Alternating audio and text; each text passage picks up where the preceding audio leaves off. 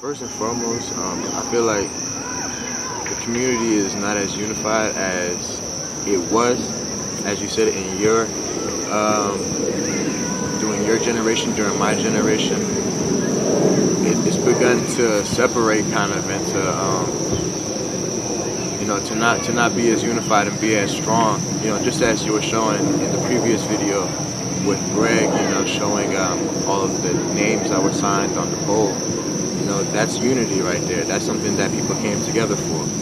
And I feel like people don't do things like that in the younger generation as we did. How you feel about it? Yeah, I also feel how you feel. It seems like, how you saying, like, the community's not unified. You had certain cliques, it's breaking apart. I don't want to come out and say it, but it seems like ever since Shane died, it seems like everybody has, Shane was that one person that brought everybody together, what I'm saying, like, for anything, it could be a Tuesday, a Thursday. Shane got everybody at his house doing something, but now it's just like everybody's doing their own thing. You rarely see people. Everybody's to themselves. And I don't know. I just think things are changing. I feel like with what's been going on with the riots, because what happened in St. Louis, and the prior situations with Trayvon Martin, and the reaction by people worldwide, it's either very harsh, with them doing all the looting and burning the city and whatnot, or there's people who are just tweeting and just saying, oh, they're so sad that this happened and this, and whatnot. But where's that middle ground of action, of like responsive action, of unifying those two ends and bringing them together to be like, yo, this is what happened and we don't want this to happen anymore because it is a reoccurring.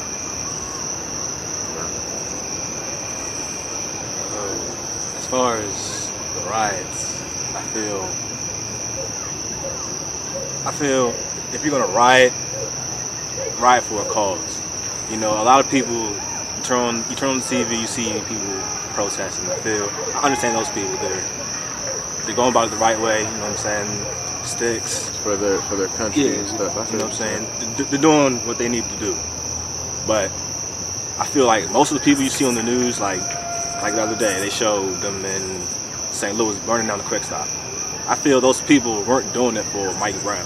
They were just out there acting reckless just because it was the thing to do. Just reacting. Yeah. Because everyone else is doing it. I can go in the store, I can steal some bids, I can get some, you know what I'm saying? Yeah. Go get some roll-ups for the night, you know what I'm saying? For free, I don't got to pay for nothing, you know what I'm saying? Yeah. So I feel like it's an excuse. Yeah, it's an excuse to act reckless.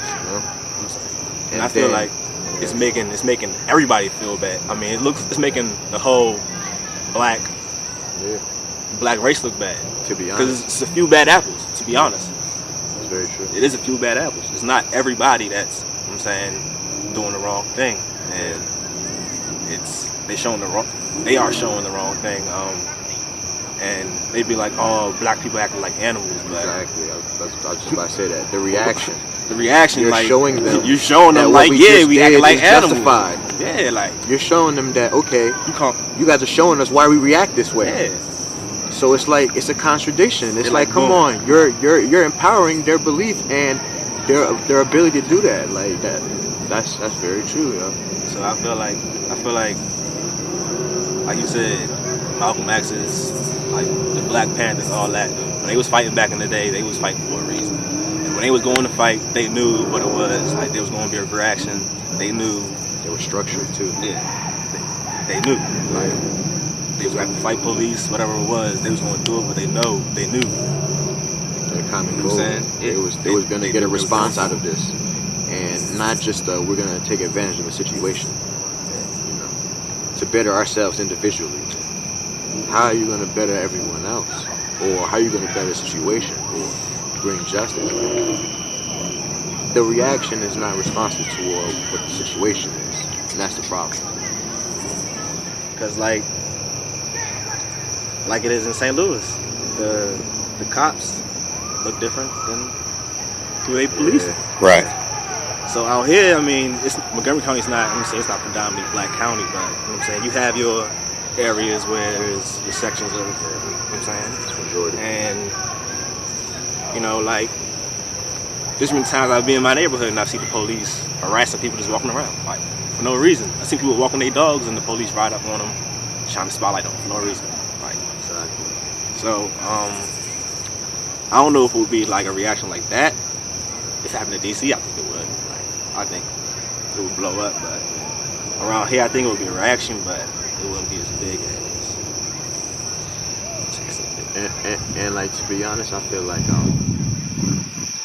cops out here don't, you know, there's crime and stuff like that, but it's more so, you know, they're out there just looking for petty things, like for situations where they didn't need to do that, you know. As he was just saying, running up on people and shining them just on some suspicious stuff. You can't justify that. But when you're one-on-one with that person, they have to abide by what the cop is saying. So all of a sudden, boom, this happens, that happens. And now it turns into a whole situation.